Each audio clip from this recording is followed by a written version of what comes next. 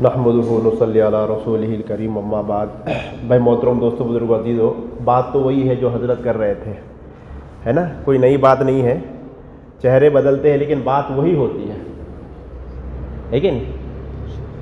حضرت آدم علیہ السلام سے لے کے جناب محمد رسول اللہ صلی اللہ علیہ وسلم تک جتنے نبی آئے سب نے ایک ہی بات کہی نا۔ کوئی نبی ایسے ہے کہ جنہوں نے کچھ الگ بات کہی ہو پچھلے نبی سے کہ ہاں بھائی محمد صلی اللہ علیہ وسلم تو الگ بات کر رہے ہیں، عیسیٰ علیہ السلام کی تو بات الگ تھی اور موسیٰ علیہ السلام کی بات الگ تھی؟ ایسا کچھ ہے نہیں۔ اس لیے ہم کہتے ہیں کہ اسلام 1400 برس سے نہیں ہے، اسلام تو جب سے انسان دنیا کے اندر آیا تب سے ہے کہ نہیں؟ کب سے اسلام ہے؟ جب سے انسان دنیا میں قدم رکھا، اس زمین پر، روح زمین پر جب سے انسان نے قدم رکھا تب اسی دن سے اسلام ہے۔ اور اسلام کے پہلے نبی ہے حضرت آدم نبینا علیہ السلام، پہلے نبی جن کو اللہ نے انسان بھی بنایا اور نبی بھی بنایا، ہاں، کہ ان کی زندگی اللہ کے حکم کے مطابق گزرے، ان کو سکھایا، ان پر وحی اتاری تاکہ وہ بھٹکے نہ۔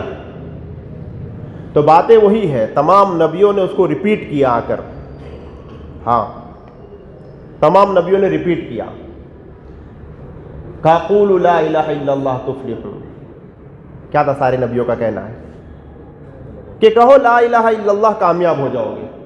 سارے نبیوں کا یہی کام، چاہے وہ امیر نبی ہو، چاہے وہ غریب نبی ہو، چاہے وہ گاؤں کے رہنے والے ہو، شہر کے رہنے والے ہو، چاہے افریقہ میں آئے ہو، چاہے عرب میں آئے ہو، چاہے دنیا کے کسی کونے میں آئے ہو، سب نے ایک ہی پیغام کو لے کے آیا کہ کہو لا الہ الا اللہ، کامیاب ہو جاؤ گے۔ ہاں، کہ اس کے علاوہ کامیابی کا اور کوئی راستہ ہے نہیں۔ دنیا کے اندر تو الگ الگ پروفیشن ہوتے ہیں، ہے نا۔ بھئی ایک بچہ اگر جو ہے 10ویں پاس کرے تو وہ سائنس میں جا سکتا ہے، آرٹس میں جا سکتا ہے، کامرس میں جا سکتا ہے، نہیں جا سکتا؟ بتاؤ، راستہ ہے اس کے لیے، ہاں، پرسنٹیج کے حساب سے۔ پھر 12ویں کرے تو اس کے بعد پھر راستے ہیں، مختلف راستے، اور سب کسی نہ کسی طریقے سے دنیاوی اعتبار سے کامیابی کی طرف لے جاتے ہیں۔ لیکن اللہ جو کامیابی، اللہ کو جو مطلوب ہے اور اللہ جس کامیابی کی بات کرتے ہیں وہ لا الہ الا اللہ کے علاوہ کسی اور چیز میں مل نہیں سکتی۔ یہ بات سمجھ میں؟ اللہ جس کامیابی کی بات کرتے ہیں نا،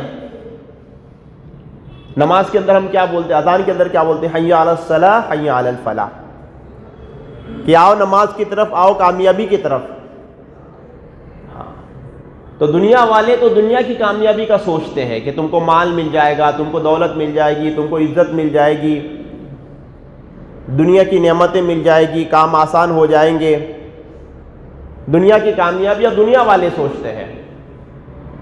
اللہ رب العزت جب کامیابی کہتے ہیں تو وہ کامیابی اوور آل ہوتی ہے۔ ہاں، ایک آدمی دنیا کے اندر بہت کامیاب رہا، لوگ اس کو اچھی طرح پہچانتے ہیں، لوگ اس کی عزت کرتے ہیں، عیش و عشرت میں زندگی گزری، لیکن بغیر اللہ کو پہچانے دنیا سے رخصت ہو گیا تو ہمیشہ ہمیشہ کی ناکامی کے اندر چلے گیا۔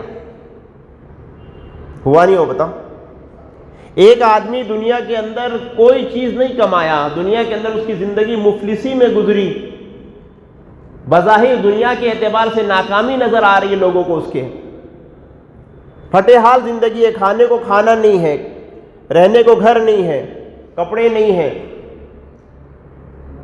کوئی بات کرنے تیار نہیں ہے، کوئی بٹھانے اپنے پاس تیار نہیں ہے، لیکن کلمہ لا الہ الا اللہ کے یقین کے ساتھ دنیا سے گیا، ہمیشہ ہمیشہ کی کامیابی چلے گیا۔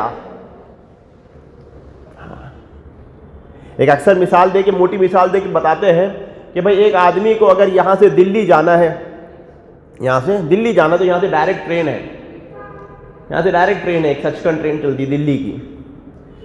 اب وہ مسجد سے نکل کے ریلوے اسٹیشن تک بھی جانا ہے، وہ بھی ایک راستہ ہے۔ اب اس کے بعد دو آپشن ہے کہ یا تو جو ہے جنرل بوگی میں بیٹھ کر وہاں سے چلے جائے، جنرل بوگی میں جہاں پر کوئی ریزرویشن نہیں، بس بیٹھنا ہے اور وہ بھی دب دب کے بیٹھنا ہے نا۔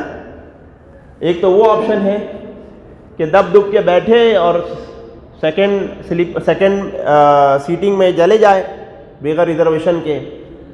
لیکن اس کے اندر ایک فائدہ یہ ہے کہ یہاں سے لے کے ریلوے اسٹیشن تک اس کو مرسیڈیز گاڑی کے اندر لے جایا جائے, اے سی والی, سمجھے؟ یہاں سے لے کے ریلوے اسٹیشن تک مرسیڈیز گاڑی, بہترین گاڑی, لگژری گاڑی میں لے جایا جائے. تو یہ ایک آپشن ہے. اور دوسرا آپشن یہ ہے کہ وہاں ایک ریزرویشن کیا جائے اور وہ 2 AC یا فرسٹ AC کے اندر ریزرویشن کیا جائے. کہاں سے؟ ریلوے اسٹیشن سے لے کے دلی تک. لیکن یہاں سے لے کے وہاں تک تو کوئی ذریعہ نہیں ہے, بس ایک جو ہے کھڑڑا گاڑی ہے, جو جگاڑ ہم بولتے ہیں نا, جس کو آپ کے ادھر کی زبان میں ہے نا, کہ اس پہ ڈچکے بھی لگتے ہیں اور گرمی بھی ہوتی ہے اور وہ آہستہ بھی چلتی ہے. ہاں, یہاں سے وہاں تک اس کو اس گاڑی میں لے جائے گا. اب بتاؤ کون سا آپشن پریفر کریں گے, پہلا والا یا دوسرا والا؟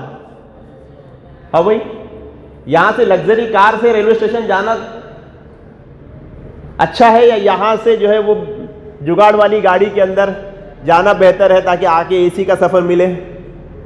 جگاڑ والی گاڑی ہے نا, اس لیے فرمایا دنیا جگاڑ والی ہے. دنیا کو جگاڑ کے ساتھ گزار دو, دنیا کو جگاڑ کے ساتھ گزار دو. یہ گزرنے والی ہے, گزرگاہ ہے, گزرگاہ ہے, گزار دو, جگاڑ کی طرح گزار دو. دنیا کی چیزیں کبھی ختم نہیں ہوگی, آرائش کبھی ختم نہیں ہوگی, خواہشات کبھی ختم نہیں ہوگی, خواہشات کبھی ختم نہیں ہوگی, انلمیٹڈ. اور جتنا آدمی کے پاس مال آتا ہے, چیزیں آتے, اتنی زیادہ خواہشات اور بڑھتی ہے اس کی. ہاں, اس لیے دنیا گزارنے کی جگہ ہے, گزرگاہ ہے, گزرگاہ ہے, گزارنا ہے. لیکن ہم دنیا کے عیش و عشرت کے پیچھے پڑھ کر, دنیا کی ضروریات کے پیچھے پڑھ کر ہم آخرت کے طویل سفر کو بھول جاتے ہیں. اصل وہ طویل ہے, ہاں, اصل سفر وہ طویل ہے. یہ چھوٹا سا سفر ہے, یہاں سے لے کے ریلوے اسٹیشن تک, زندگی یعنی جوان ہونے سے لے کے موت تک چھوٹا سا سفر, اور موت کے بعد سے لے کے تو جنت میں جانے تک اور اس سے آگے یہ ہمیشہ ہمیشہ کا سفر ہے, لمبا سفر ہے. وہ سفر ہمارا بن جائے, وہ سفر ہمارا بن جائے, اس میں ہماری خواہشات پوری ہو, ان میں ہماری ضروریات پوری ہو. ہاں, اس میں ہم کو کوئی ٹینشن نہ ہو, اس میں ہم کو گرمی نہ لگے. ہاں, اس کے اندر ہم کو آرام ہو. ہاں, جیسا دنیا کے اندر ایک عقل مند سمجھدار آدمی دنیا کی آرام, دنیا کی سہولتیں, دنیا کی آسانیاں تلاش کرتا ہے, کوشش کرتا ہے, صحیح کرتا ہے اس کی. کرتے نہیں کرتے لوگ, صحیح کرتے, کوشش کرتے ہیں کہ دنیا کی آسانیاں ملے مجھے. لوگ فخر کرتے, دیکھو بھائی ہمارے ابا نے کوئی کمائی نہیں تھے, لیکن ہم نے اتنی محنت کی ہے کہ آج دیکھو یہ بلڈنگ کھڑی ہے, آج دیکھو یہ دکان ہماری چل رہی ہے, آج دیکھو ہماری اتنی عیش و عشرت کی زندگی گزر رہی ہے, ہم نے اتنی گاڑیاں خرید لی ہے. یہ آدمی فخر کرتا ہے اس کے اوپر کہ میں نے اپنی محنت سے کمایا, کہ ہم نے اپنی تکلیفوں کو دور کیا اور آرائش کے ساتھ اپنی زندگی, ہم آرام کے ساتھ زندگی ہم گزار رہے. پہلے ہم کو روٹی کو ترسنا پڑتا تھا, ہاں, روٹی کو ترسنا پڑتا تھا, ہم نے محنت کی. جیسا دنیا کے لیے آدمی محنت کرتا, کوشش کرتا, آگے بڑھتا, اپنی تکلیفوں کو دور کرتا, اسی طرح دوستو بزرگوں ہم کو آخرت کا استحضار ہونا چاہیے. کیا ہونا چاہیے؟ آخرت کا استحضار. ہاں, کہ آخرت ہے, موت ایک ایونٹ ہے, موت کے بعد قبر ہے, قبر کے بعد قیامت کے دن اٹھنا ہے, حشر کا میدان ہے, حساب کتاب ہے, پل صراط کا راستہ ہے, فیصلہ ہے کہ پتہ نہیں کیا فیصلہ ہوگا. یہ ساری منزلیں ایک کے بعد ایک آنے والی ہے, اور وہاں پہ ہماری ضروریات ہے. کہ موت کے وقت پتہ نہیں میری موت کیسی ہو, کیسی ہو. فرمایا موت کا ایک انجام آدمی سوچے. فرمایا جیسا آدمی زندگی گزارتا ہے اسی طریقے سے اس کی موت آتی ہے, اور جیسی موت آتی ہے اسی طریقے سے اس کو اٹھایا جاتا ہے. تو جیسا دنیا کے آدمی فکر کرتا ہے چیزوں کو جمع کرنے کی, آرائشوں کو جمع کرنے کی, سہولتوں کی, اسی طریقے سے دوستو بزرگوں آخرت کے جتنے مرحلے آنے والے ہیں, منزلیں آنے والی ہیں, اس کا استحضار ہمارے ذہنوں میں ہو اور اس کی تیاری میں ہم لگے رہیں. اور اس کی تیاری کی فکر ہمیشہ رہے، اور اس کے کیا اسباب ہے اس کی تلاش کرے، ہاں، اور اس کو حاصل کرنے کی فکر کرے۔ یہ ہے اصل زندگی کا مقصد اور اصل زندگی کا کام۔ اور رہا دنیا کا مسئلہ، فرمایا اللہ نے مقدر سے طے کر دیا ہے کہ کس کو کتنا ملے گا، کب ملے گا۔ فرمایا مقدر سے زیادہ کس کو نہیں مل سکتا، اور مقدر سے کم بھی کسی کو نہیں ملتا۔ ہمارا ایمان ہے اس کے اوپر کہ اللہ نے رزق روزی لکھ دی ہماری، کہ ہم کو ہر حال میں ملنے والی ہے، لیکن آخرت کو اللہ نے ہمارے اوپر ڈیپینڈ کیا ہے کہ تم جیسے اعمال کرو گے ویسا اس کا بدلہ ملے گا، ویسا اس کا بدلہ ملے گا۔ اسے دوستو بزرگوں عزیزو، تمام نبیوں نے آ کر اپنی اپنی قوموں کو دنیا کے چیزوں سے ہٹایا، دھوکوں سے ہٹایا، ورنہ لوگ دنیا کے دھوکے میں پڑے ہوئے تھے۔ آخرت ان کے سامنے نہیں تھی، موت کی حقیقت ان کے سامنے نہیں تھی، زندگی میں دنیا میں آنے کا مقصد ان کے سامنے نہیں تھا۔ نبی آ کر ان کو ان تمام دھوکوں سے نکالتے تھے اور حقیقت ان کے سامنے واضح کرتے تھے۔ ہاں، جو ان کی باتوں کو مانتا تھا اللہ ان کو دنیا کے اندر بھی چین اور سکون کی زندگی دیتے تھے، اور آخرت کے اندر ہمیشہ ہمیشہ ان کے لیے کامیابی کے وعدے ہیں۔ اس لیے دوستو بزرگوں عزیزو، تمام نبیوں کی باتیں وہی تھی کہ کلمہ لا الہ الا اللہ پڑھ لو کامیاب ہو جاؤ گے۔ ہاں، اب یہ کلمہ لا الہ الا اللہ محمد رسول اللہ صلی اللہ علیہ وسلم فرمایا یہ پڑھنا ہے، اس کے ساتھ اس کی حقیقت کو دل میں اتارنا ہے، اس کی حقیقت کو دل میں اتارنا ہے کہ کلمہ ہم سے کیا چاہتا ہے، کہ کلمے کا مقصد کیا ہے۔ اصل کلمے کی رہنے کی جگہ تو قلوب ہے، دل ہے۔ اور اللہ کے نبی صلی اللہ علیہ وسلم نے فرمایا، ایک حدیث پاک کا مفہوم ہے کہ فرمایا تمہارے جسم میں گوشت کا لوتھڑا ہے، اگر وہ صحیح ہو جائے تو جسم سے نکلنے والے سارے اعمال صحیح ہو جائیں گے، کہ آنکھ کے عمل بھی صحیح ہوں گے، کان کے عمل بھی صحیح ہوں گے، ہاتھوں پیروں کے عمل بھی صحیح ہوں گے، زبان کے عمل بھی صحیح ہوں گے، بشرطے کہ دل کا جو گوشت کا لوتھڑا ہے جس کو اللہ کے نبی نے فرمایا کہ وہ تمہارا دل ہے، کہ فرمایا وہ اگر صحیح ہو جائے تو جسم سے نکلنے والے اعمال صحیح ہے۔ اور چیزوں پہ محنت بعد میں، پہلے محنت دل کے اوپر۔ اللہ کے نبی صلی اللہ علیہ وسلم نے صحابہ پر پہلے ایمان کی محنت کی، ان کے دلوں کے اندر ایمان کو اتارا، پہلے ایمان کو اتارا، ہاں، کہ اللہ کی وحدانیت کو اتارا، اللہ کے بڑے ہونے کو اتارا، اللہ کے خالق ہونے کو اتارا، اللہ کے مالک ہونے کو اتارا، اللہ کے رب ہونے کو اتارا۔ اس لیے دوستو بزرگوں، سب سے پہلا میدان جو محنت کا ہے وہ ہمارے قلوب ہے۔ نبیوں نے سب سے پہلا میدان جو اپنا بنایا محنتوں کا، وہ لوگوں کے قلوب، امتوں کے قلوب کو بنایا۔ تمام نبیوں نے اسی بات کی محنت کی کہ کیا ہو، کہ دل کے اوپر ایسی محنت ہو کہ دل کے اندر سے تمام چیزوں کا یقین باہر نکل جائے۔ اس لیے ہمارا کلمہ جو شروع ہوتا ہے لا سے شروع ہوتا ہے۔ دنیا کے اندر کوئی ایسا کلمہ، کوئی ایسا سینٹنس نہیں ملے گا جو لا سے شروع ہو۔ لا کا مطلب نہیں ہوتا ہے اردو میں، لا نہیں، کلمہ شروع ہوتا ہے لا سے، نہیں، کیا نہیں، کہ دل میں سے باقی سب چیزوں کو نکال دو پہلے باہر، دنیا کے یقین کو نکالو، پیسے کے یقین کو نکالو، چیزوں کے یقین کو نکالو، اسباب کے یقین کو نکالو، عہدوں کے یقین کو نکالو، تمام دنیا کی چیزوں کے یقین کو دل سے نکالو، تب اللہ دل میں آئیں گے۔ تب کون آئیں گے دل کے اندر؟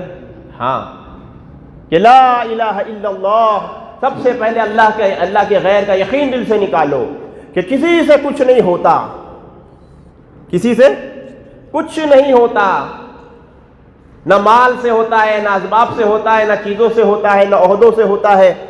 ہاں، دنیا کے جتنے اسباب ہم کو نظر آ رہے، جس سے ہونا ہم کو نظر آتا ہے کہ بھئی اس کے ذریعے سے میرا کام بنے گا، پیسہ ہوگا تو کام بنے گا، ہاں، بڑے لوگوں سے تعلقات ہوں گے تو کام بنیں گے، ہاں، کاروبار ہوگا تو ہم اپنی زندگی گزار سکیں گے، کہ جتنے یقین یہ بات غیر اللہ کے ہے، یہ سب اللہ کے علاوہ جتنی چیزیں سب غیر اللہ ہے، اللہ کے علاوہ جتنی چیزیں سب کیا ہے؟ غیر اللہ ہے۔ ابراہیم علیہ السلام کو جب آگ میں ڈالا گیا نا تو فرشتے آئے آپ کے پاس آگ میں ڈالنے سے پہلے اور کہا کہ کیا ہم آپ کی مدد کریں؟ تو کیا کہا ابراہیم علیہ السلام نے کہ کہا میرے لیے میرا اللہ کافی ہے، میرے لیے میرا اللہ کافی ہے۔ اب دیکھو، سب سے بڑا اسباب اگر ہمارے جیسے ہوتے, میرے جیسا فرشتہ آ جائے تو بولے بھائی اللہ کی مدد آ گئی ہے نا, ہم بہت اللہ ولی ہو گئے, بڑے ہو گئے ہم تو. لیکن سب سے بڑے اسباب کو بھی انکار کر دیا. نہیں بھائی تو بھی اسباب ہی ہے نا, تو بھی مخلوق ہے, تو بھی اسباب ہے, تو بھی مخلوق ہے. نہیں تیرا بھی, مجھے تیری بھی ضرورت نہیں ہے, میرا اللہ میرے لیے کافی ہے. تمام یقین دلوں میں سے نکلے, تمام اسباب کے مخلوق کے یقین دل میں سے نکلے, اور ایک اکیلے اللہ کا یقین دل کے اندر آ جائے. ہاں کہ عزت کے دینے والے اللہ, ذلت کے دینے والے اللہ, نفع کے دینے والے اللہ, نقصان کے دینے والے اللہ, کامیابی کے دینے والے اللہ, ناکامی کے دینے والے اللہ, بیماری اللہ کی طرف سے, شفا اللہ کی طرف سے, زندگی اللہ کی طرف سے, موت اللہ کی طرف سے. جو بھی ہوا اس پر اللہ, اس پر فوراً ہماری نگاہ اللہ پر جانا چاہیے کہ بھئی اللہ نے کیا. کوئی نفع پہنچا اللہ نے پہنچایا, کوئی نقصان ہوا اللہ کی طرف سے ہوا, کامیابی ملی اللہ نے کامیابی دی, میرے ہنر سے, میری ڈگری سے, میری عقل سے نہیں, کس سے؟ اللہ سے. کس سے ہوا؟ کرنے والی ذات ایک اکیلی اللہ کی ہے. اللہ سب کچھ کے بغیر سب کچھ کر سکتے ہیں. اللہ سب کچھ کے بغیر سب کچھ کر سکتے ہیں. پوری کائنات نہیں تھی, اللہ نے بغیر کسی چیز کے پوری کائنات کو بنایا. اللہ کن فیکن کے مالک ہے کہ اللہ کہتے ہیں کن تو ساری چیزیں بن جاتی ہے. ہاں اللہ کا ارادہ کرنا ہی, فرمایا بن جانا ہے, چیزوں کا بن جانا ہے, وجود میں آ جانا ہے. یہ یقین دل کے اندر آئے کہ تمام چیزیں یہ اللہ کی بنائی ہوئی ہے. ہاں اللہ نے کسی ماڈل سے کوئی چیز نہیں بنائی. دنیا والے کسی چیز کو دیکھ کر کوئی چیز بناتے ہیں, ہے نا. اللہ کیسے خالق ہے کہ اللہ کیسے خالق ہے کہ بغیر کسی چیز کی چیز کو بنایا, بغیر انسان کے انسان کو بنایا. حضرت آدم علیہ السلام سے پہلے انسان نہیں تھے, کیسا اللہ نے بنایا. ایسے ہمارے اللہ خالق ہے. ہاں کہ اللہ نے بغیر انسان کے انسان کو بنایا. حضرت آدم علیہ السلام, حضرت حوا علیہ السلام کو اللہ نے بنایا. پھر اللہ نے وقتاً فوقتاً اس کو ریوائز کرایا, دیکھو ہم کیسے خالق ہیں کہ ہم بغیر باپ کے بھی پیدا کر سکتے ہیں. تو حضرت عیسیٰ علیہ السلام کو پیدا کر کے دکھا دیا. دکھایا نہیں دکھایا؟ ہاں تاکہ قیامت تک آنے والے لوگوں کے سامنے مثال قائم ہو جائے کہ دیکھو تم یہ مت سمجھو کہ اس کے لیے یہ چیز ضروری ہے, اس کے لیے وہ چیز ضروری ہے, تو ہی وہ چیز بنے گی, وجود میں آئے گی. نہیں, اللہ تعالیٰ ان سب چیزوں سے پاک ہے. اللہ تعالیٰ سب چیز, اللہ سبحان اللہ ہے کہ تمام عیبوں سے پاک ہے. اللہ کے پاس کوئی عیب نہیں ہے. یہ چیز یہ یقین دل کے اندر آئے, اور جب یہ یقین کمزور ہوتا ہے نا تو پھر آدمی مخلوقات سے ڈرتا ہے. ہاں جو لوگ بت پرستی کرتے ہیں, بت پرستی کیوں کرتے ہیں؟ بت پرستی کیوں کرتے ہیں؟ ہاں ایک تو کسی کے ذریعے سے نفع پہنچنے کی امید ہو یا نقصان پہنچنے کا ڈر ہو. ایسے سمجھو بات, کسی چیز سے نفع پہنچنے کی امید ہو, نظر آئے نفع پہنچ رہا ہے, بھائی یہ درخت ہے, یہ بہت پھل دے رہا ہے, تو چلو یہی ہمارا خدا ہے, یہی ہمارا معبود ہے نا. اور یہ سانپ ہے, بھائی سانپ تو کاٹتا ہے, ڈستا ہے, نہیں تو ہی ہمارا معبود ہے. آئی بات سمجھ میں؟ کیوں ڈرتا ہے؟ کیوں؟ کیونکہ اللہ کی ذات جو ہے خالق, کہ اللہ ہی بنانے والے ہیں اور اللہ ہی تمام کاموں کو کرنے والے ہیں, اللہ ہی مالک ہے, نفع و نقصان اللہ کے ہاتھ میں ہے. جب یہ یقین کمزور ہوتا ہے تو دنیا کی چیزوں کو, دنیا کی دوسری مخلوقات کو آدمی اپنا معبود بنا لیتا ہے. ہاں اس لیے دوستوں بزرگوں عزیزوں, سب سے پہلے درست کرنے کی چیز اپنے دلوں کے یقین کی ہے کہ تمام باطل یقینوں کو دل سے نکالنا اور ایک اکیلے اللہ کے یقین کو دل کے اندر لانا کہ اللہ ہی تمام کائنات کے خالق ہے. اور پھر اللہ کے بنائے ہوئے کائنات پہ غور و فکر کرے کہ بھئی کیسی کائنات اللہ نے بنائی. ہاں کیسی کائنات اللہ نے بنائی, کیا وجود اللہ نے اس کو دیا, کتنی بڑی کائنات اللہ نے بنائی. ہاں کتنی مخلوقات اللہ نے بنائی. ہاں علماء کرام کہتے ہیں 18,000 مخلوقات کم و بیش اللہ نے بنائی, 18,000 مخلوقات. اور جب سے یہ انٹرنیٹ کا زمانہ آیا تو عجیب و غریب مخلوقات کی ہم کو ویڈیو اور فوٹو نظر آ رہی ہے. پہلے سمجھ میں نہیں آتا تھا, صرف ہم کتابوں میں پڑھتے تھے, ہم کو کوئی بول دیتا تھا ہم کو یقین بھی نہیں ہوتا تھا کہ ایسی چیز ہو سکتی ہے. کچھ ایسے عجیب و غریب مخلوقات سمندروں کے اندر, زمینوں کے اندر. ہاں ریگستانوں کے اندر بتاؤ مچھلی کہاں سے ملے گی؟ آپ نے کبھی دیکھا کبھی یقین آیا کہ ریگستان میں مچھلی ہے؟ لیکن ریگستان کے اندر بھی نیچے اندر مچھلی رہتی ہے کچھ علاقوں کے اندر، اور جیسی بارش گرتی ہے تو پھر مچھلی زندہ ہو جاتی ہے۔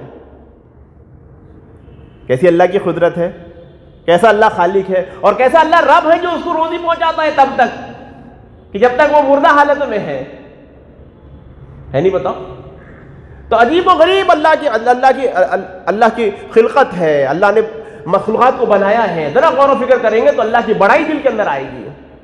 بعض پرندے ایسے ہیں جو کئی ہفتوں تک اڑتے رہتے ہیں، ہفتوں تک اڑتے رہتے ہیں آسمان میں، نہ کھانا نہ پانی۔ بتاؤ کوئی سپرمین ایسا ہے، سپرمین ایسا جو چلے صرف بغیر کھانے پینے کے؟ اڑنے کی بات تو بہت دور کی، صرف چلے۔ ہاں، سپرمین کو ایسا تو چلے بس ہفتہ بھر میں، کوئی پانی نہ پیے ہوئے۔ کیسی اللہ کی مخلوق ہے۔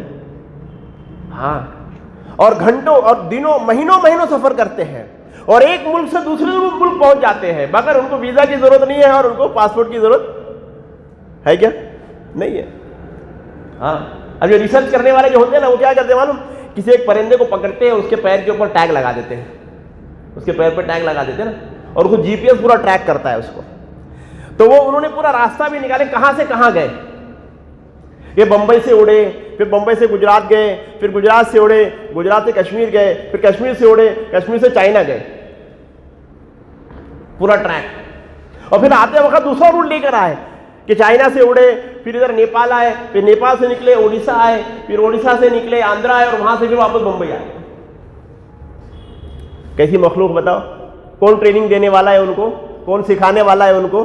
اس کا جب بچہ پیدا ہوتا ہے وہ بھی ٹرین ہوتا ہے، ٹرین ہوتا ہے نہیں ہوتا؟ ٹریننگ دی جاتی ہے۔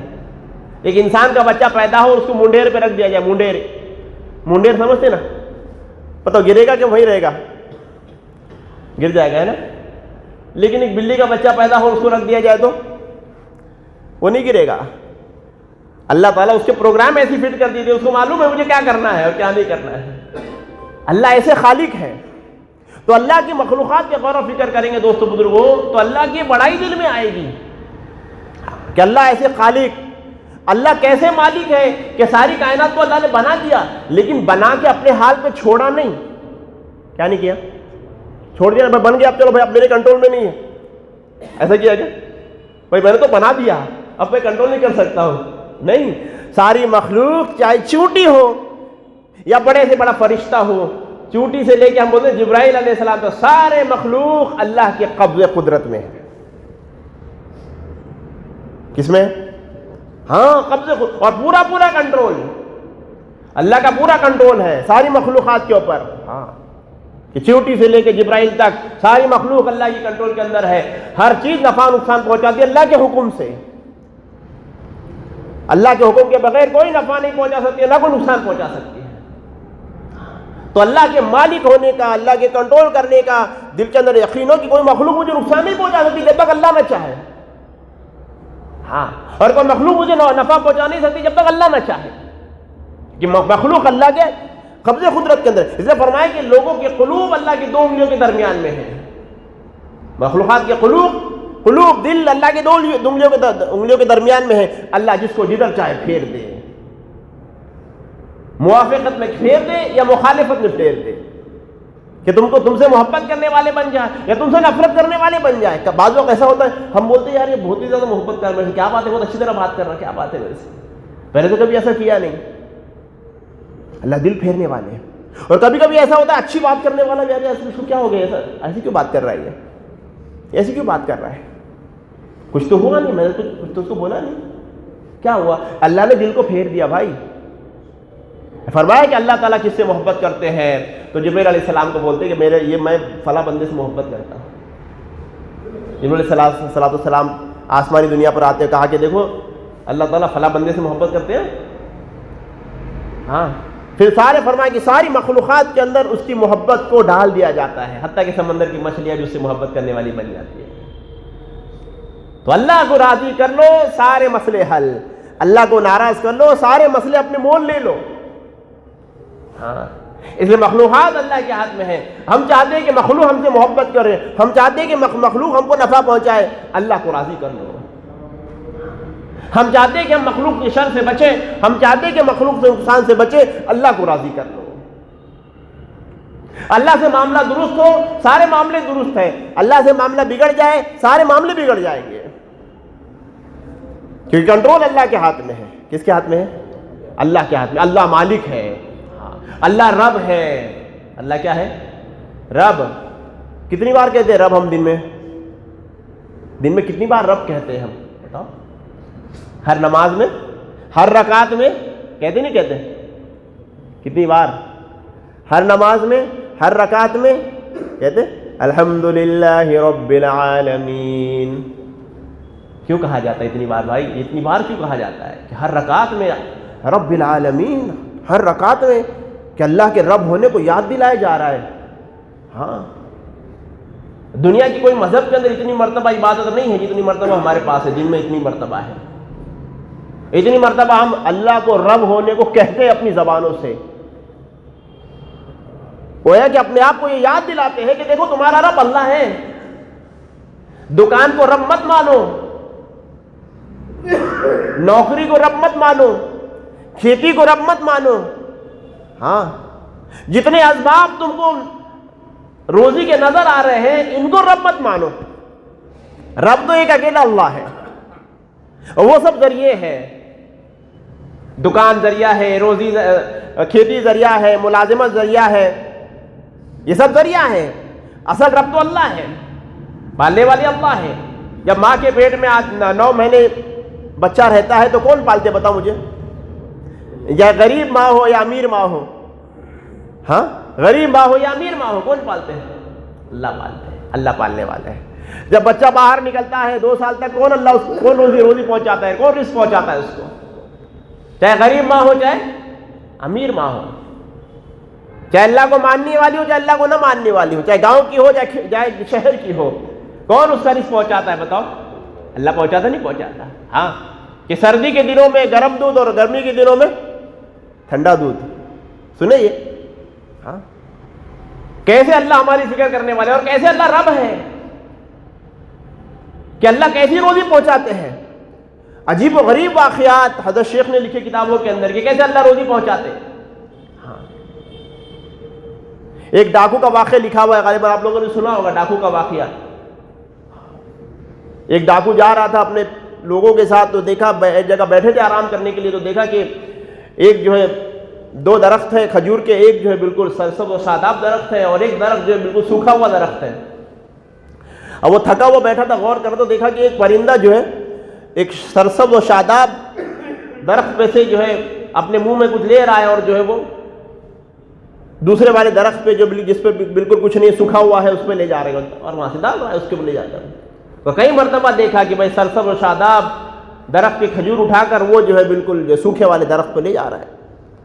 اب اس کے دل کے اندر یہ پیدا ہوا, کیوریسٹی پیدا ہوئی کہ کیا بات ہے, کیا کیوں کر رہا ہے, کیا کر رہا ہے, کہیں جمع تو نہیں کر رہا ہے, پتہ نہیں کیا ہے. اوپر چڑھا, جب دیکھا وہ درخت کے اوپر تو اس کے ہوش اڑ گئے اور اس کی آنکھوں سے آنسو نکل گئے. کیا کہ دیکھا تھا کہ اندر ایک سانپ ہے جو منہ کھولے پڑا ہے اور وہ اندھا ہے. ہاں, کہ وہ درخت جو سوکھا درخت تھا اس کے اوپر ایک سانپ ہے اور وہ اندھا ہے اور منہ کھولے پڑا ہوا ہے, اور یہ پرندہ اس کے منہ میں لے جا کر جو ہے وہ کھجور ڈال رہا ہے.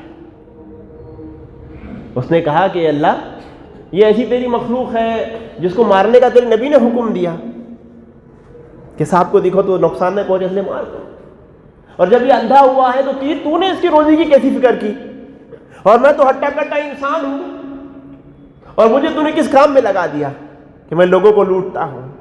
فوراً توبہ کی اور مدینہ منورہ کا سفر کیا. دوستو بزرگ عزیزو, اللہ ایسے رب ہے, اس لیے فکر نہیں کرنا چاہیے, کرنے والی ذات اللہ کی ہے. کہ اللہ کو رب ماننا, اتنی مرتبہ جو ہم کو کہا جاتا ہے کہ اللہ کو رب مانو, تاکہ ہم دنیا کی چیزوں, دنیا کے دوسرے جتنے ذریعے ہیں روزی کمانے کے, اس کا یقین دل میں سے نکالیں اور ایک اکیلے اللہ کا یقین دل کے اندر لائیں کہ اللہ خالق ہے, اللہ مالک ہے, اللہ رب ہے. ہاں, اللہ مصور ہے, کیا بہترین صورتیں بنانے والے اللہ ہے. ہاں ہر ایک کی صورت اللہ نے ڈفرینٹ بنائی. ہاں تو اللہ کے جو صفات ہے، اللہ کے جو صفاتی نام ہے، اس پہ ہم غور و فکر کریں گے تو پتہ چلے گا کہ اللہ کیسی قدرت والے ہیں. تو دلوں میں سے غیر اللہ کا یقین نکالے اور ایک اکیلے اللہ کا یقین دل کے اندر لائے. سب سے پہلی محنت نبیوں نے بھی یہی کی، اور سب سے پہلی محنت ہر انسان کو اسی کی طرف کیا جاتا ہے کہ سب سے پہلی محنت کرنے کی چیز یہ ہے کہ دلوں کے اندر، کیونکہ کل قیامت کے دن فرمایا زبان کو کیا ہوگا کہ لاک لگا دیا جائے گا. زبان نہیں بول سکے گی. کیا بولے گا؟ دل بولے گا. دل بولے گا، جو دل کے اندر ہے وہ بولے گا. اگر زندگی میں اللہ کو رب مانا ہوگا تو خبر کے اندر جب فرشتہ پوچھے گا من رب کا، بتا تیرا رب کون ہے، تو زبان سے نہیں نکلے گا، دل سے، دل میں جو رہے گا وہ نکلے گا.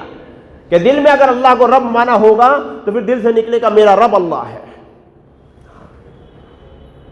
اسے دوستوں بزرگوں عزیزوں، محنت کرنے کی چیز سب سے پہلے اپنے قلوب ہے. اور موت تک اللہ نے موقع دیا ہے، موت تک اللہ نے موقع دیا ہے کہ محنت کرو اور اپنے قلوب کو پاک کر دو.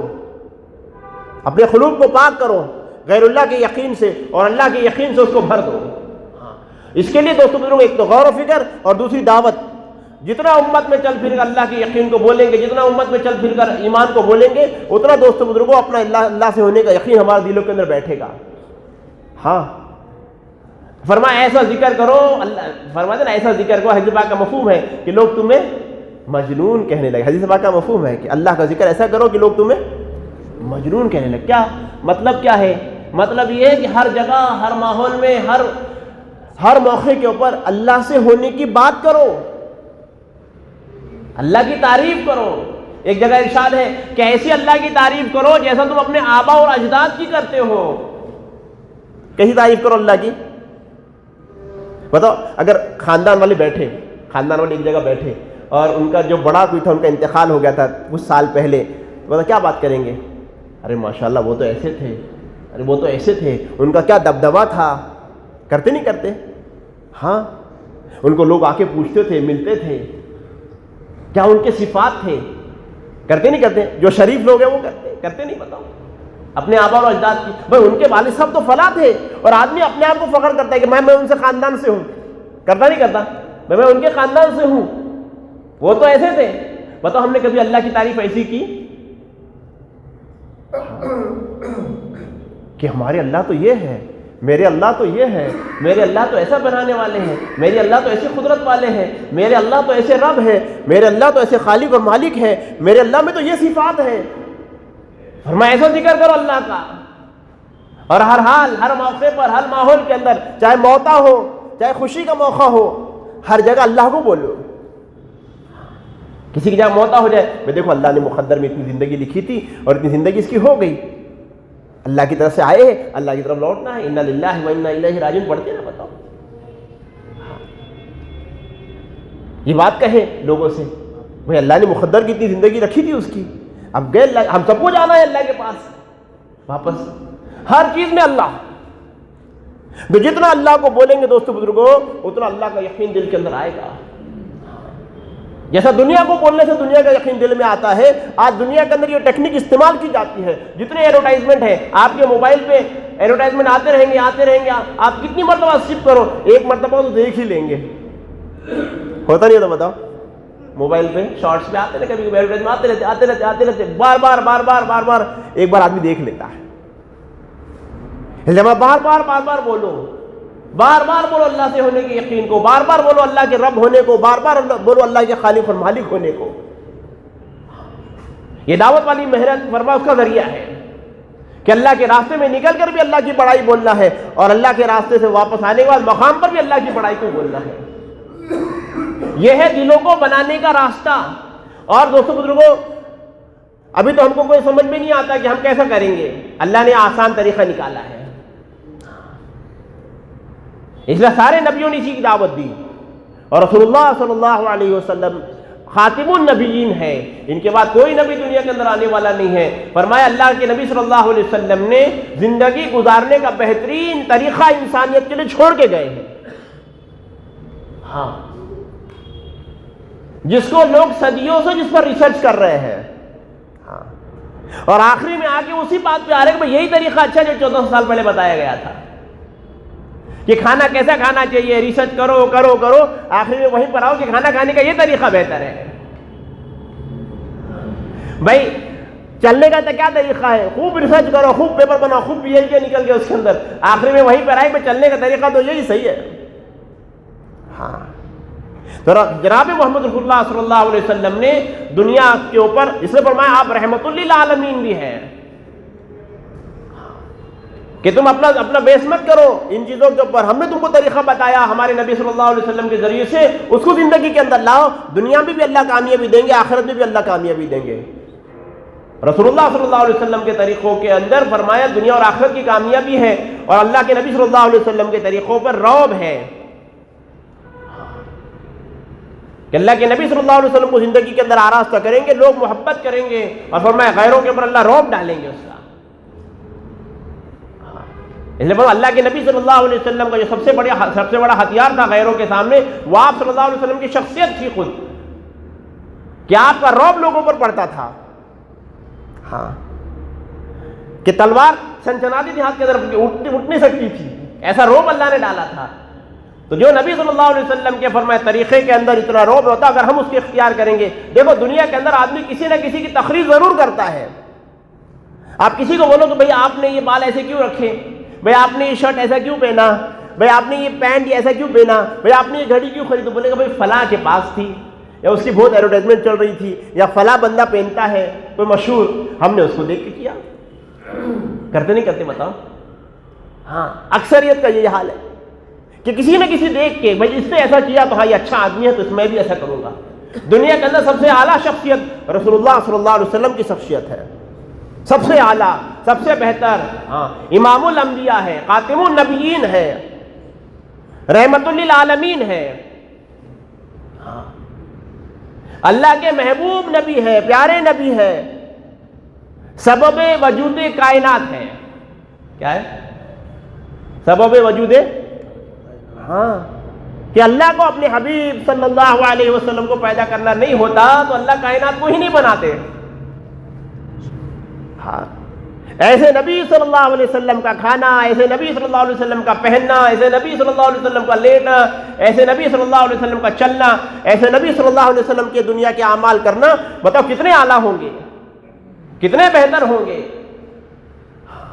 جو کلمے کا دوسرا جز محمد رسول اللہ صلی اللہ علیہ وسلم کا مقصد یہ ہے کہ ہماری زندگی رسول اللہ صلی اللہ علیہ وسلم کی سنتوں سے آراستہ ہو، سنتوں سے آراستہ ہو، کہ ہم جان جان کر سنتوں پر عمل کریں. ایک تو ہوتا ہے کہ آدمی جو روایتی کرتا ہے وہ کرتے چلے جائے کہ بھئی لوگ پہنتے ہیں تو میں بھی پہنوں گا، لوگ یہ چیز کرتے تو میں بھی کہوں، اور ایک استحضار کے ساتھ ہے. اس لیے فرمایا آدمی جس چیز کی نیت نہیں کرتا نا، جس چیز کی نیت نہیں کرتا اس کا اجر کم ہو جاتا ہے، یا بعض وقت ملتا بھی نہیں ہے جس چیز کی نیت نہیں کرتا. اب جیسے ایک آدمی کلمہ نہیں پڑھا اور خوب نمازیں پڑھی، بتاؤ اس کو نماز کا ثواب ملے گا؟ کلمہ ہی نہیں پڑھا اور نمازیں بہت پڑھ رہا ہے، صدقہ دے رہا ہے، زکوٰۃ دے رہا ہے، کلمہ ہی بھر میں اللہ کو نہیں مانتا لیکن مجھے سکون ملتا ہے ایسے میں کرتا ہوں. بہت سارے لوگ رہتے ہیں نماز کیوں بھائی مسجد میں کہتے سکون لگتا ہے یار. ارے اچھا بھائی صدقہ زکوٰۃ جو بھائی بلاؤ سے بچ جاتے اپن. کوئی استحضار نہیں ہے کہ زندگی استحضار والی ہو. ہاں اس لیے فرمائے کہ کوئی بھی عمل آدمی کرے تو نیتوں کے ساتھ کرے کہ یہ عمل کیوں ہے، کیونکہ میرے پیاری نبی صلی اللہ علیہ وسلم کا عمل ہے، سنت عمل ہے. کہ میں داڑھی کیوں رکھا ہوں کہ میرے پیارے نبی صلی اللہ علیہ وسلم کی سنت ہے. کہ میں مجھے کیوں تراش رہا ہوں کہ میرے نبی صلی اللہ علیہ وسلم کی سنت ہے. ہاں کہ میں لباس کیوں پہن رہا ہوں، میرے نبی صلی اللہ علیہ وسلم کی سنت ہے. ہاں بھائی میں ٹخنوں سے اوپر اپنی پینٹ کیوں اٹھاتا ہوں، یہ میرے نبی صلی اللہ علیہ وسلم نے کہا ہے اور بہت بڑا گناہ ہے. اکثر روایتی لوگ دیکھیں گے جو بس لوگوں کو دیکھ کر ٹوپی ہے، کرتا ہے، پیجامہ ہے، لیکن جو ٹخنوں کے نیچے جا رہا ہے شلوار، ان کو خبر ہی نہیں ہے کہ میں کیا کر رہا ہوں. اللہ ماشاءاللہ مجبوری کی بات الگ ہے، لیکن دھیان نہیں ہونے کی وجہ سے، نیت نہیں ہونے کی وجہ سے صرف لوگوں کو دیکھ کر جو عمل کیا جاتا ہے دوستوں بزرگوں، اس کے اوپر اجر نہیں ہے. اس لیے ہر عمل کے اندر استحضار ہو. اس لیے فرمایا نا ایک آدمی اپنے گھر میں اگر کھڑکی لگائے، میں کون سے سنو بھائی ساتھی، ایک آدمی اپنے گھر کے اندر کھڑکی لگائے اور اس کے اندر نیت ہوگی اس کی طرف سے ہوا آئے تو اس کو ثواب ملے گا. بھائی ادھر سے ہوا آئے ثواب ملے گا؟ ہوا ملے گی نا، ثواب تو نہیں ملے گا. لیکن اسی جگہ کھڑکی لگائے اور یہ نیت کرے کہ یہاں سے اذان کی آواز آ جائے تاکہ میں جلدی نماز کو جا سکوں، تو ثواب ملے گا کہ نہیں ملے گا؟ ہاں ملے گا نا. کیا فرق ہوا کھڑکی اپنی جگہ پر ہے، خرچہ بھی اتنا ہی آیا، صرف دل کے اندر ایک نیت بدلی نہیں بدلی اور اجر و ثواب کا ذریعہ بن گیا. بنا نہیں بنا بتاؤ؟ اس لیے فرمایا ہر عمل کے اندر نیت کرے کہ میں کیوں کر رہا ہوں، میرے نبی صلی اللہ علیہ وسلم کی سنت ہے، میرے اللہ کا حکم ہے، میں اس لیے کر رہا ہوں. قدم قدم پر اللہ اور رسول کا استحضار ہو زندگی کے اندر. ایک ایک قدم مسجد میں آج میں سیدھا ختم ڈالتا ہوں، یہ سنت ہے. مسجد سے باہر نکل تو ڈاوا ختم ڈالتا ہوں، یہ سنت ہے. گھر کے اندر آیا سلام کرتا ہوں، یہ سنت ہے. گھر سے نکلتا ہوں بسم اللہ توکلت علی اللہ پڑھتا ہوں، یہ سنت ہے. استحضار کے ساتھ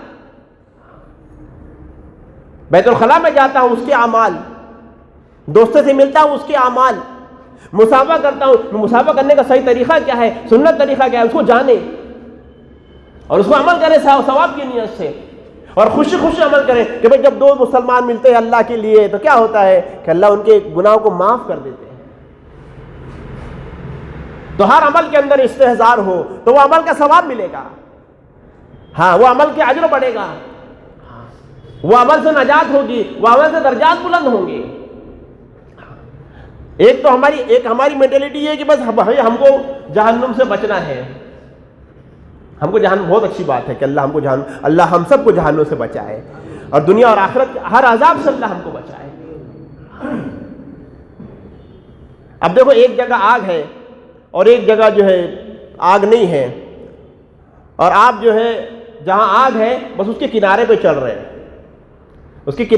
رہے ہیں، تو بہت اندیشہ ہے کہ آپ آگ میں گر جائیں، بہت اندیشہ ہے کہ آپ آگ میں گر جائیں. اور دوسری طرف جو آگ نہیں ہے، سرسبز و شاداب زمین ہے، لیکن آپ چل رہے ہیں صرف آگ کے کونے کونے سے، تو کیا ہے، خطرہ ہے. کیا خطرہ ہے کہ گر سکتے ہیں آگ کے اندر. تو عقل مند آدمی کیا کرے گا؟ بولے گا نہیں بھی آگ تو ادھر ہے، میں تقریباً 1 کلومیٹر دور سے چلوں گا، 10 میٹر دور سے چلوں گا. کریں گے نہیں کریں گے بتاؤ؟ ہاں. لیکن اللہ معاف کرے، ہماری زندگی ایسی گزر رہی ہے کہ ہم کاٹو کاٹ دین پر عمل کر رہے ہیں. کیسا؟ کاٹو کاٹ، بھائی اتنا کافی ہے، بس کیا بولتے ہیں، اتنا کافی ہے، بولتے نہیں بولتے بتا. لیکن ہم کو معلوم نہیں ہے اس سے کیا ہو رہا ہے، اجر مل رہا ہے نہیں مل رہا ہے، مردود ہو رہا ہے قبول ہو رہا ہے. ہاں، خدا نہ خواستہ، خدا نہ کل قیامت دن آنکھ کھلے اور پتہ چلے کہ ساری نمازیں منہ پہ مار دی گئی، پتہ کیا حال ہوگا. اس لیے فرمایا ایسا بچے، اپنے آپ کو ایسا بچائے کہ جیسا فرمایا کہ ایک ریشمی رومال والا آدمی، ریشمی کپڑے والا آدمی ایک کاٹیدار جہاڑی میں چلتا ہے. ہاں، اپنے آپ کو بچا کے چلتا ہے، اسے دور دور تک، جہنم سے دور. ہر وہ عمل جو جہنم کو لے جانے والا ہے اس سے کوسوں دور رہے، اور ہر وہ عمل جو جنت میں لے جانے والا ہے اس کو لپک کر قبول کرے. کیسا قبول کرے؟ ہاں، اسے فرمایا سب سے بڑا گناہ، سب سے بڑی سزا اس کی بھی ہے جو نماز میں سستی کرے. نماز تو پڑھ رہا ہے لیکن کیا مطلب سستی کرنے کا؟ ٹھیک ہے، ابھی اذان ہوگی نا، دیکھا جائے گا، ہے نا، اذان ہوگی دیکھا جائے گا. ٹھیک ہے، ابھی بات کمپلیٹ ہونے دو. ٹھیک ہے، یہ اور ٹھیک ہے، ابھی یہاں کی جماعت ہوگی، ادھر کی جماعت پڑھ لیں گے، ہے کہ نہیں؟ ہاں، بہت سارے اس کے وجوہات ہیں. اس لیے فرمایا کہ نماز کو اول وقت میں، پہلی صف میں، تکبیر اولیٰ کے ساتھ ادا کرنے کی فکر کرے. غالباً فضائل کی کتاب میں حضرت شیخ نے لکھا نا کہ وسعت رزق کا وعدہ اہتمام نماز پر موقوف ہے. وسعت رزق کا وعدہ اہتمام نماز پر موقوف ہے کہ آدمی کتنا اہتمام کرتا ہے. اہتمام مطلب کہ اذان کا انتظار. ہاں، اذان سے پہلے وضو کر لے، اہتمام سے وضو کرے. وضو کی سنت ہے نا بھائی کہ قبلہ رخ ہو، کم سے کم پانی استعمال کرے، 3 بار اچھی طریقے سے اعضاء کو دھو. یہ اہتمام ہے نماز کا. پھر مسجد جلدی جائے، صف اول میں بیٹھے، نماز کا انتظار کرے. ہاں، تکبیر اولیٰ کے ساتھ نماز میں شریک ہو. جو پڑھ رہا ہے امام، اگر جہری نماز ہے اس پہ غور کرے کیا پڑھا جا رہا ہے، اور پھر اطمینان سے نماز مکمل کر کے سنت اور باقی نماز مکمل کر بھی انتظار میں ہو سکا تو اگلی نماز کے انتظار میں بیٹھے رہے. یہ نماز کا اہتمام ہے. ہاں اللہ نے دوستو بزرگوں نماز بنائی اسی لیے ہے کہ اللہ ہم کو دنیا اور آخرت کی کامیابی اس کے ذریعے سے دے. اس لیے کل قیامت کے دن سب سے پہلے حساب نماز ہی کا ہونے والا ہے. ہاں کہ سب سے پہلے نماز کو دیکھا جائے گا. اگر وہ صحیح نکلی باقی دوسرے اعمال کی اللہ چیک نہیں کریں گے. اور خدا نہ خواستہ اگر اس کے اندر گڑبڑ نکل گئی بتا کون سے اعمال ایسے رہیں گے جو ہم اللہ کو بتا سکیں. ہاں اسے دوستو بزرگ عزیزو نماز کے اوپر محنت کرنا ہے. دوسری چیز کہ ہماری نماز قبولیت والی بنے, ہماری نماز قبولیت والی بنے, مردود والی نہ بنے. اور اللہ کے وعدے نماز کے اوپر ہے. دنیا اور آخرت کے سارے مسئلے نماز کے اوپر موقوف ہیں. فرمایا بہت سارے گناہ آدمی ایسے کرتا ہے جن کا چھوڑنا مشکل ہے, لیکن نماز میں اہتمام سے لگا رہنا یا باقی گناہوں سے گناہ اس کے جسم سے چھوٹنا آسان ہے. کہ نماز کا اہتمام آدمی کرے اہتمام کے ساتھ, اور جو جیسا بتایا گیا ویسا آٹومیٹک دوسرے گناہ اس سے نکلتے جاتے ہیں. اللہ نے اتنا آسان طریقہ بتایا دوستو بزرگ عزیزوں. ہاں ہم اکثر دیکھتے ہیں کہ کیرلا کے اندر مجھے بڑا تعجب ہوتا ہے, میں اکثر سنایا یہ واقعہ کہ ایسے مصروف لوگ ڈاکٹر لوگ وہاں کے وہ بالکل جماعت سے نماز آ کے پڑھتے ہیں, چاہے عصر ہو مغرب ہو. میں نے دیکھا اتنی بھیڑ لگی ہوئی رہتی ہے. بڑی نماز کے پابند ہیں ماشاء اللہ کے اللہ کے لوگ واقعی نماز کے اور جماعت کے ساتھ ماشاء اللہ. ہاں اور برکتیں دیکھو بعض جگہ برکتیں اللہ پاک کی طرف سے اسی وجہ سے اترتی ہے. ہاں کہ سستی کاہلی نہیں کریں گے, آگے بڑھیں گے, چاہے کتنے پیشنٹ ہو, چاہے کتنے کلائنٹ ہو, چاہے کتنے جو ہے میرے پاس کسٹمرس ہو, میں پہلے اس کو چھوڑوں گا, پہلے اللہ کا حکم ادا کر کے پورا آؤں گا. اور وہاں پہ نمازیں اول وقت میں ہوتی ہے. شافعی مسلک ہے, اول وقت میں نماز ہی ہوتی ہے ساری. تو 1:45 بجے ظہر کی نماز ہو گئی, 3:45 بجے عصر کی نماز ہو جاتی ہے, لیکن لوگ اول وقت میں آ کے پڑھنے کی کوشش کرتے ہیں, مصروف سے مصروف آدمی بھی. ہاں اس لیے اللہ نے دنیا میں اعتبار سے ان کو نوازا ہے.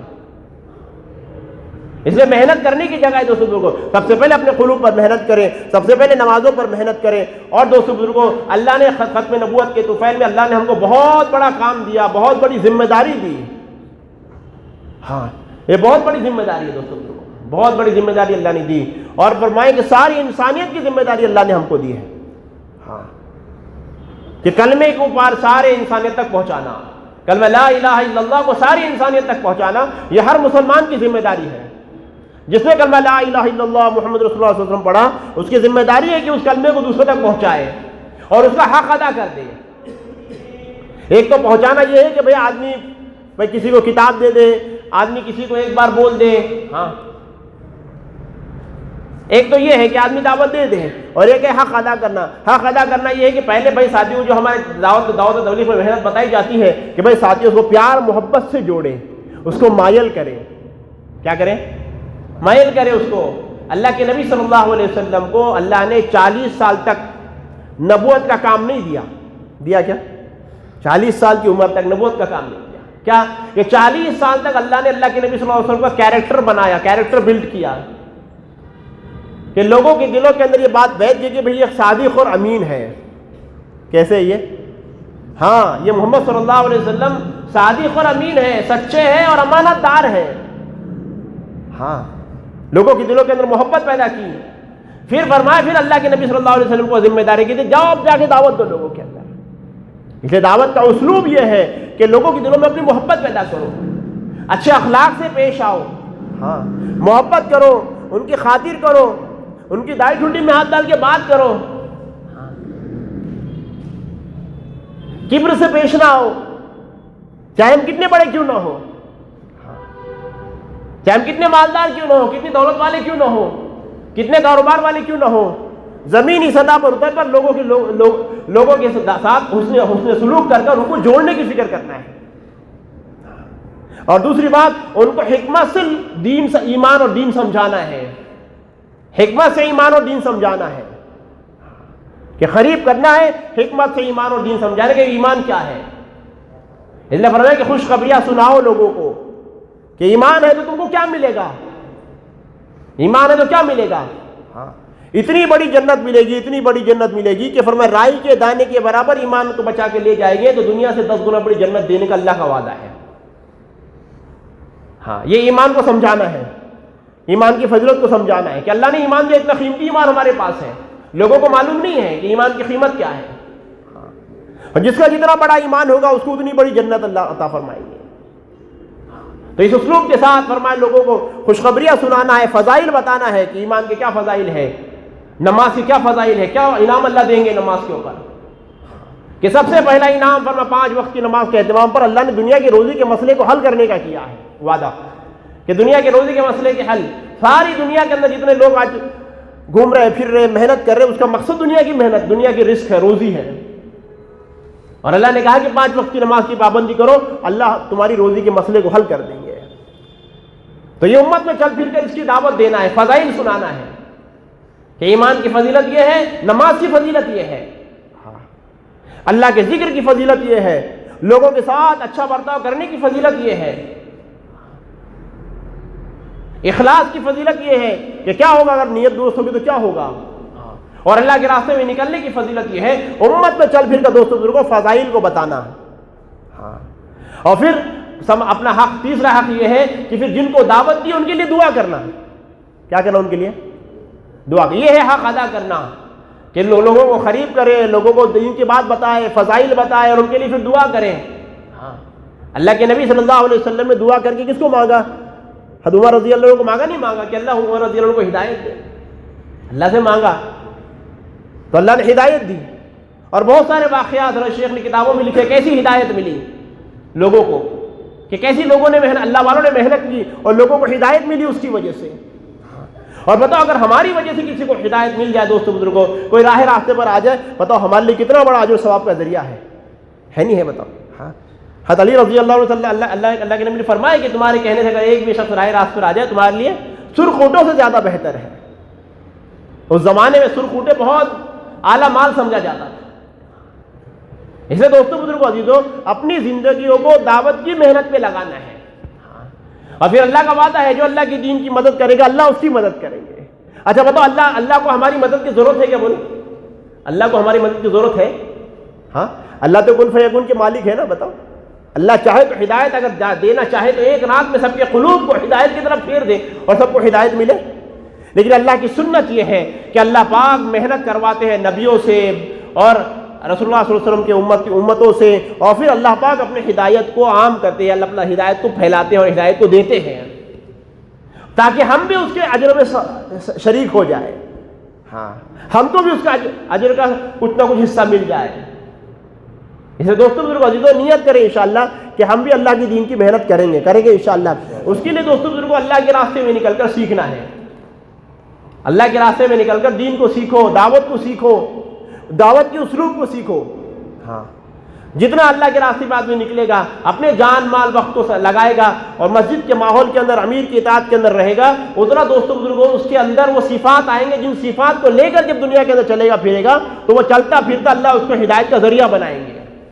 جن علاقوں کے اندر جائے گا ان علاقوں کو ہدایت ملے گی۔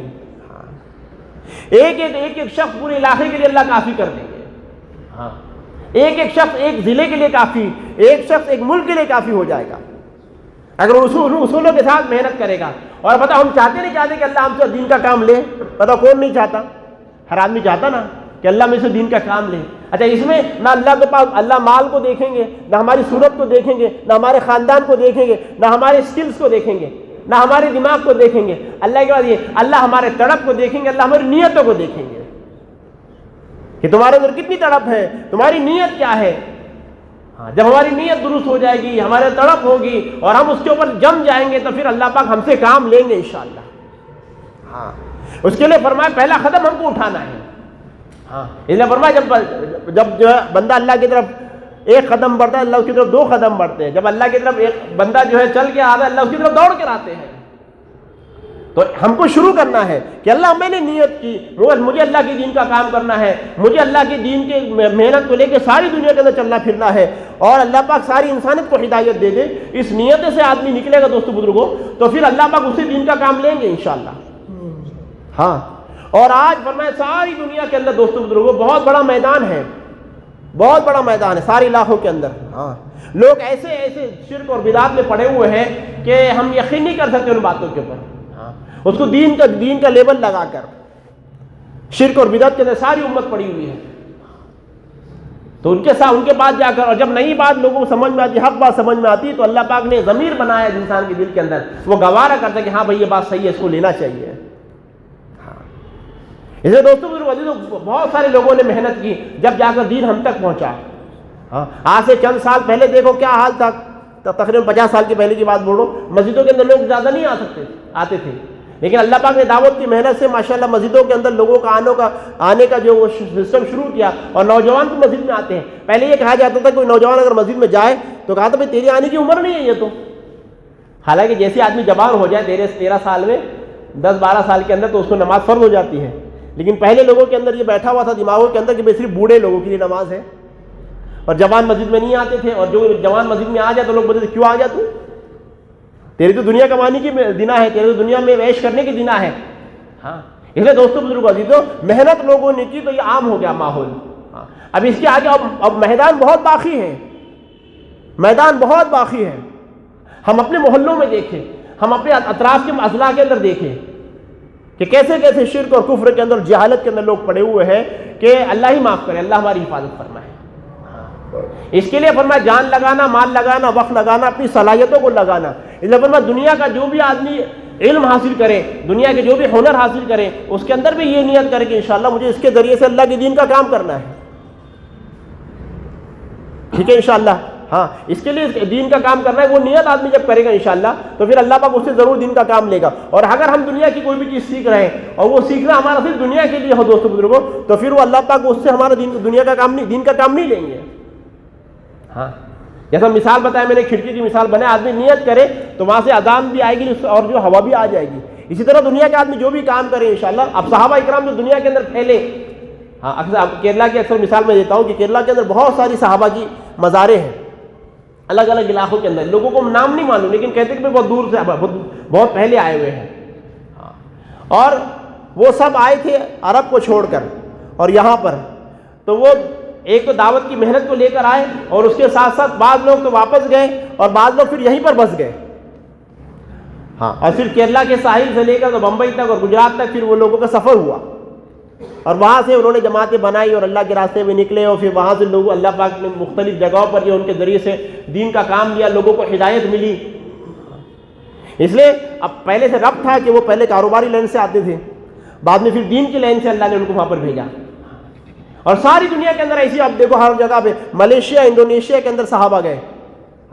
وہاں پر اکثر ان کا پہلے جانا تھا وہ کاروباری نیت کا جانا تھا، لیکن جب اللہ کے نبی صلی اللہ علیہ وسلم کے ہاتھ پر ایمان قبول کیا تو کاروبار کے لیے جاتے تھے، لیکن اس کے ساتھ ساتھ دین بھی لے کے جاتے تھے، ایمان بھی لے کے جاتے تھے. تو دین اور ایمان لے کر ساری دنیا کے اندر صحابہ پھیلے دوستوں کو. اس لیے ہم کو بھی نیت کرنا ہے کہ اللہ پاک ہمارے ذریعے سے بھی اللہ کے دین کا کام لے لے. کریں گے انشاءاللہ نیت. نیت کرو، ارادہ کرو انشاءاللہ کہ ہم کو زیادہ سے زیادہ وقت اللہ کے راستے میں لگانا ہے، اور اللہ کے راستے میں وقت لگا کر ہم کو اللہ کی دین کے کام کو سیکھنا ہے. دوستوں بزرگوں دیکھو، ایک تو چیز یہ ہے کہ آدمی اپنی مرضی سے دین کا کام کرے، اور یہ ایک تو دین سیکھ کے کام کرے. اس کے لیے سیکھنے کے لیے اپنی زندگی کے اندر داعیانہ صفات پیدا ہو، ہے نا. اس کے لیے کم سے کم ہمارے بڑے فرماتے ہیں کہ بھئی 4 مہینے تو انسان لگانا چاہیے. کتنے؟ 4. کہ 4 مہینے ہم کو اللہ کے راستے میں لگانا ہے، جس کی وجہ سے اللہ پاک ہمارے اندر وہ صفات پیدا کریں گے انشاءاللہ. ٹھیک ہے. اس کے لیے نیت ارادہ کرو انشاءاللہ کہ 4 مہینے کون اللہ کے راستے میں نکلے گا.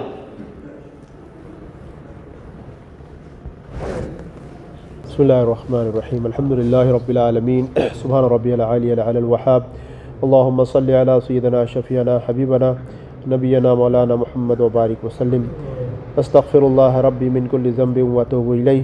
استغفر اللہ الذی لا الہ الا هو الحی القیوم واتوب الیہ. رب اغفر وارحم وانت خیر الراحمین. اللہم اغفر للمؤمنین والمؤمنات والمسلمین والمسلمات. لا الہ الا انت سبحانک انی کنت من الظالمین. اے اللہ ہمارے گناہوں کو معاف فرما، اے اللہ ہماری خطاؤں کو درگزر فرما. اے اللہ دن کے اجالے میں، رات کے اندھیرے میں، جانے میں انجانے میں جتنے گناہ کیے اللہ ان تمام کو معاف فرما. اے اللہ صغیرہ کبیرہ ہر قسم کے گناہوں کو معاف فرما. اے اللہ آنکھوں کے، کانوں کے، ہاتھوں کے، پیروں کے، جسم کے ہر اعضاء کے گناہوں کو معاف فرما. اے اللہ تو بڑا بخشنے والا، مہربان، غفور رحیم ہے میرے مولا. معاف کر دے، بخش دے. ہماری سیئات کو حسنات سے مبدل فرما کر آپ کا دوست، آپ کا ولی، آپ کا مقرب، آپ کا ولی جا بنا.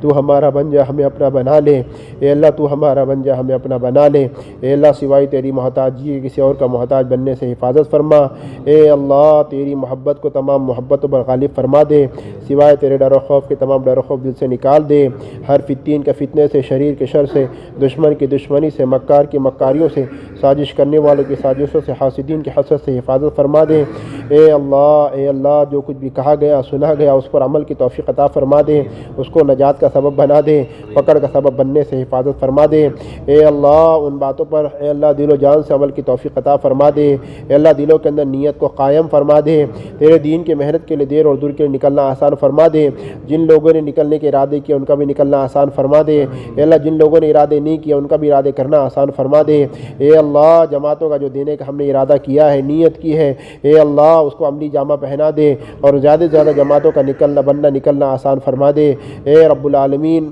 اپنی مدد شامل حال فرما دے، اے اللہ اجتماع کو قبول فرما لے، جڑنے کو قبول فرما لے، اے اللہ جو کچھ بھی ہماری جائز تمنا ہے تو ہم سے بہتر جانتا ہے، ان تمام کو اے اللہ تو پورا فرما دے، آپس میں محبت اتفاق نصیب فرما دے، نفرتوں کو دور فرما دے، اے اللہ جو مانگا وہ بھی عطا فرما، جو مانگنے سے رہ گیا وہ بھی عطا فرما، دعاؤں کو بہت اپنے فضل اور کرم سے حضور پاک صلی اللہ علیہ وسلم کے صدقے میں قبول فرما، جزا اللہ ان محمد صلی اللہ علیہ وسلم، سبحان ربک رب العزت عما یصفون وسلام علی المرسلین والحمد للہ رب العالمین۔